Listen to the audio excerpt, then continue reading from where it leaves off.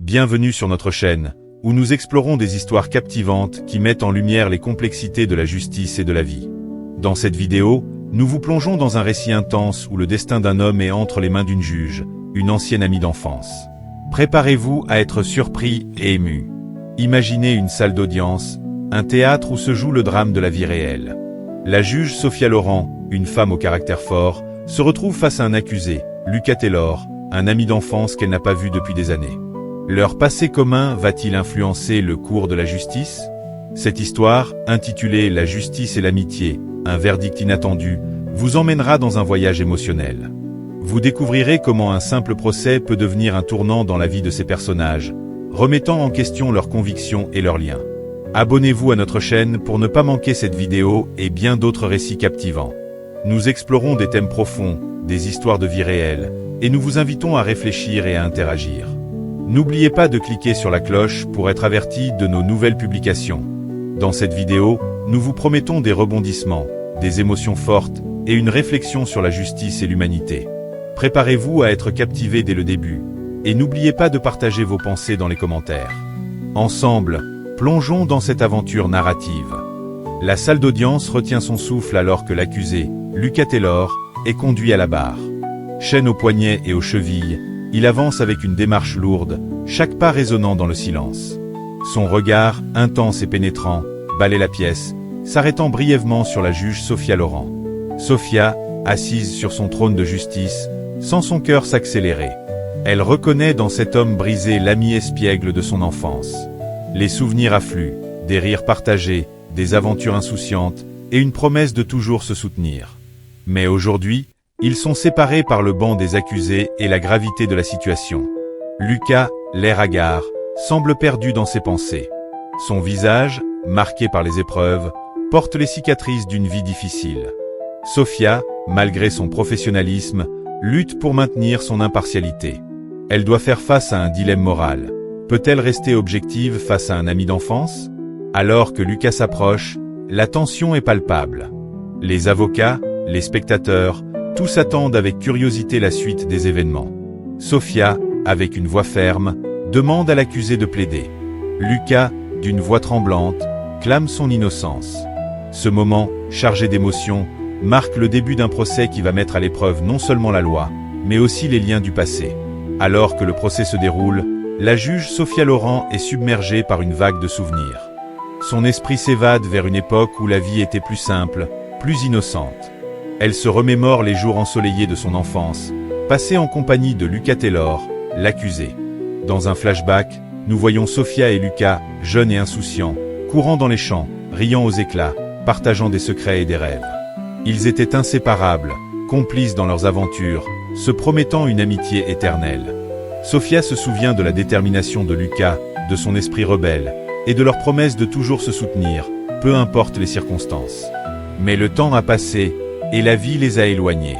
Sophia a suivi une voie de réussite et de justice, tandis que Lucas a emprunté un chemin plus sinueux, le menant à cette salle d'audience. Les années ont transformé leur amitié en un vague souvenir, jusqu'à ce moment où leurs regards se croisent à nouveau. Sophia lutte pour rester concentrée sur le procès, mais les images du passé la hantent. Elle se demande ce qui a pu conduire Lucas à cette situation. Est-ce que les choix qu'ils ont faits, les chemins qu'ils ont empruntés, ont-ils contribué à ce destin tragique? La juge en elle doit rester impartiale, mais l'amie d'enfance ne peut s'empêcher de se demander si elle aurait pu faire quelque chose pour empêcher cette chute. La salle d'audience est maintenant le théâtre d'un combat juridique intense, où chaque mot, chaque preuve, est pesée avec soin. L'accusation, représentée par un procureur expérimenté, se lève pour présenter son cas contre Lucas Taylor. Le procureur, avec une voix assurée, expose les charges, agression et vol. Il décrit l'incident en détail, peignant Lucas comme un criminel dangereux. Chaque phrase est une flèche visant à convaincre le jury de la culpabilité de l'accusé. Il présente des preuves circonstancielles, des témoignages et une vidéo de surveillance qui, selon lui, ne laisse aucun doute sur la culpabilité de Lucas. L'avocat de la défense, Olivia Green, se lève, déterminée à protéger son client. Elle présente une image différente de Lucas, un homme brisé par les circonstances, mais innocent des crimes qui lui sont reprochés. Olivia met en avant les failles dans l'argumentaire de l'accusation, soulignant la subjectivité des témoignages et la qualité médiocre de la vidéo de surveillance. Le premier témoin à la barre est un employé du magasin où l'agression a eu lieu. Il décrit l'incident, identifiant Lucas comme l'agresseur. Olivia, lors du contre-interrogatoire, met en doute sa mémoire et sa capacité à identifier clairement l'accusé, semant ainsi le doute dans l'esprit du jury. L'accusation présente la vidéo de surveillance, une pièce centrale de leur dossier.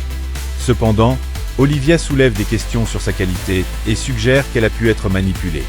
Elle appelle un expert en analyse vidéo qui révèle des incohérences et des signes de modification, jetant une ombre sur la fiabilité de cette preuve cruciale. Olivia présente l'alibi de Lucas, qui affirme être chez un ami au moment du crime. Cependant, l'ami en question refuse de témoigner, craignant des représailles. Olivia doit alors convaincre le jury de la véracité de cet alibi sans ce témoignage crucial. La salle d'audience est en ébullition, chaque preuve présentée devenant un élément crucial dans le puzzle de ce procès captivant. L'accusation et la défense s'affrontent, dévoilant des faits et des interprétations qui façonnent la perception du jury et de la juge Sophia Laurent. L'avocat de la défense, Olivia Green, présente l'alibi de Lucas Taylor, affirmant qu'il était chez un ami au moment du crime. Cependant, l'ami en question, sous couvert d'anonymat, refuse de témoigner, craignant pour sa sécurité. Olivia doit alors convaincre le jury de la véracité de cet alibi sans ce témoignage crucial. Elle plaide pour la crédibilité de Lucas, un homme brisé par les circonstances, mais honnête dans ses affirmations. L'agent Gabriel Stone, appelé à la barre par l'accusation, décrit l'arrestation de Lucas. Il affirme avoir agi sur la base d'une description correspondant à Lucas et d'un comportement suspect. Cependant, Olivia, lors du contre-interrogatoire, met en évidence des incohérences dans son rapport. Elle soulève des questions sur la précipitation de l'arrestation et l'absence de preuves matérielles irréfutables. La pièce à conviction la plus controversée est sans doute la vidéo de surveillance. L'accusation la présente comme une preuve irréfutable, montrant Lucas entrant dans le magasin. Mais Olivia, avec l'aide d'un expert en analyse vidéo, révèle des détails troublants. La qualité médiocre de la vidéo, les ombres et les angles, rendent l'identification difficile. De plus, l'expert suggère que la vidéo a pu être modifiée, remettant en cause son authenticité.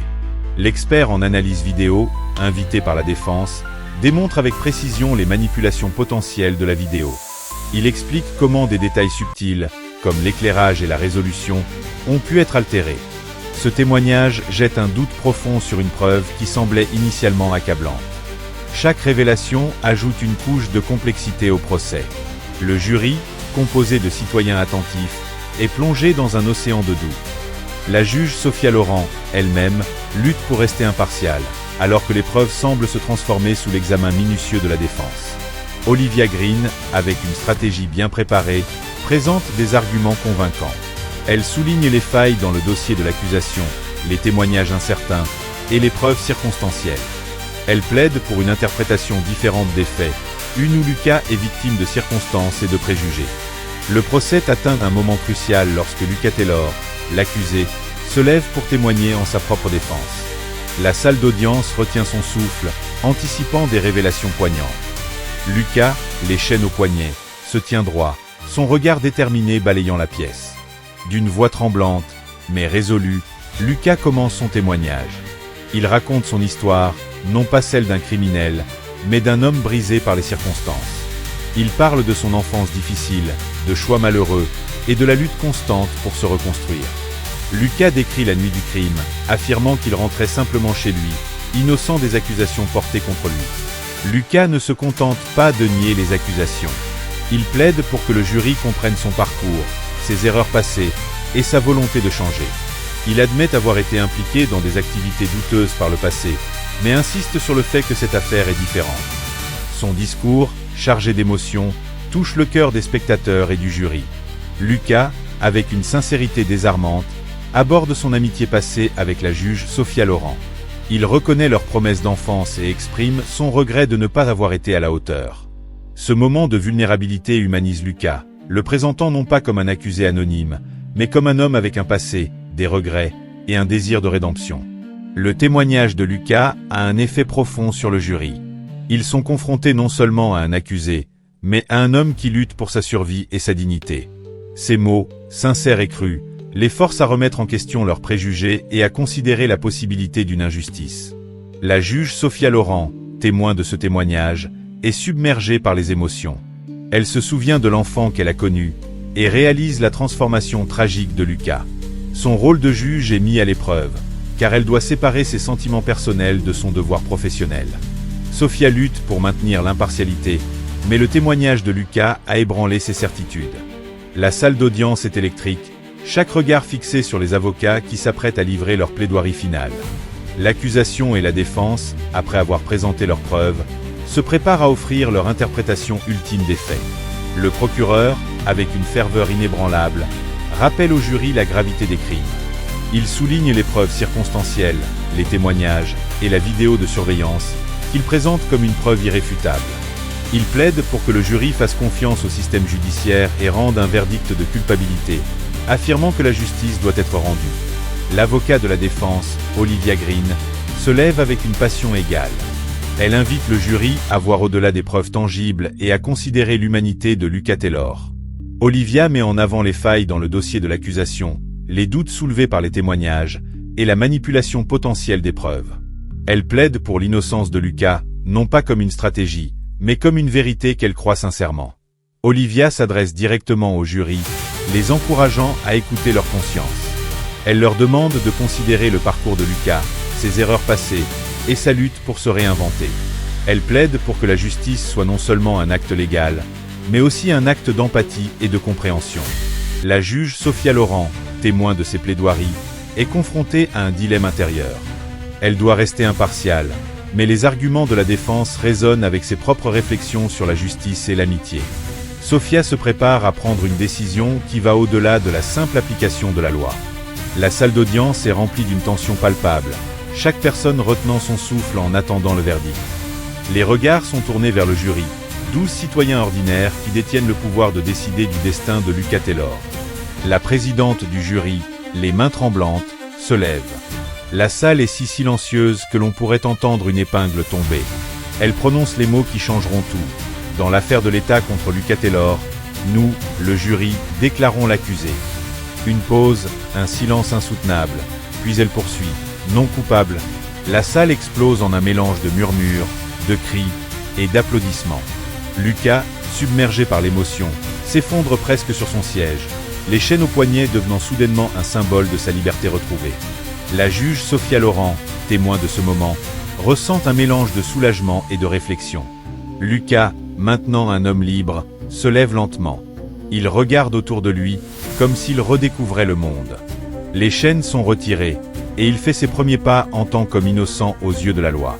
La salle, témoin de sa transformation, est remplie d'une énergie électrique. Sophia, après un instant de réflexion, frappe son marteau pour rétablir l'ordre. Elle observe Lucas, ses yeux reflétant une gamme d'émotions. Elle se rend compte que ce verdict n'est pas seulement une décision juridique, mais une affirmation de la complexité de la justice et de la vie. Alors que la salle se vide, Sophia reste assise, absorbée dans ses pensées. Le verdict, bien qu'une victoire pour Lucas, soulève des questions sur le système judiciaire et la nature de la justice. Elle se souvient des mots de Lucas, de son plaidoyer pour la compréhension et la seconde chance. Ce procès, désormais terminé, a laissé une marque indélébile sur tous les protagonistes. Alors que la salle d'audience se vide, Lucas Taylor, nouvellement libéré, s'approche de la juge Sophia Laurent. Ils se retrouvent seuls, leur passé et le procès créant une atmosphère chargée d'émotions. Lucas, la voix tremblante, remercie Sophia pour sa juste décision. Il reconnaît la difficulté de son rôle et exprime sa gratitude pour son impartialité. Sophia, touchée, admet que ce procès l'a poussé à réfléchir sur la justice et les liens du passé. Lucas révèle alors ses sentiments, expliquant que son amitié avec Sophia était un rayon de lumière dans son enfance difficile. Il s'excuse de ne pas avoir été à la hauteur de leurs promesses, mais exprime l'espoir d'une seconde chance. Sophia, émue, réalise la profondeur de leur connexion. Elle reconnaît les failles du système et promet de faire une différence. Leur conversation, brève mais intense, révèle la puissance de la compassion et de la compréhension mutuelle. Cette vidéo, chers spectateurs, vous a plongé dans un voyage au cœur de la justice et de l'amitié. Vous avez été témoin d'un procès où la vérité était aussi insaisissable que l'ombre d'un doute. Lucas Taylor, un homme brisé par la vie, a lutté pour sa liberté et son innocence, et vous avez été les spectateurs de cette quête poignante. À travers cette histoire, nous avons exploré la complexité de la justice, où les preuves et les témoignages ne révèlent qu'une partie de la vérité. La juge Sophia Laurent, confrontée à son passé, a dû naviguer entre son devoir et son cœur. Et Lucas, l'accusé, nous a rappelé que derrière chaque accusé se trouve une histoire, une lutte et une quête de rédemption. Nous vous invitons à réfléchir sur les thèmes abordés, la puissance du système judiciaire, la subjectivité de la vérité et la résilience de l'esprit humain. Abonnez-vous à notre chaîne pour plus d'histoires captivantes qui explorent les nuances de la vie et de la justice. N'hésitez pas à partager vos réflexions dans les commentaires. Qu'avez-vous pensé du verdict? De la relation entre Sophia et Lucas? Votre engagement et vos commentaires nourrissent notre communauté et enrichissent le dialogue. Ensemble, plongeons dans de nouvelles aventures narratives, où la vérité et l'humanité sont toujours au centre de la scène. N'oubliez pas, chaque histoire est une invitation à explorer les complexités de la vie. Restez curieux, restez engagés, et au plaisir de vous retrouver pour de nouvelles aventures.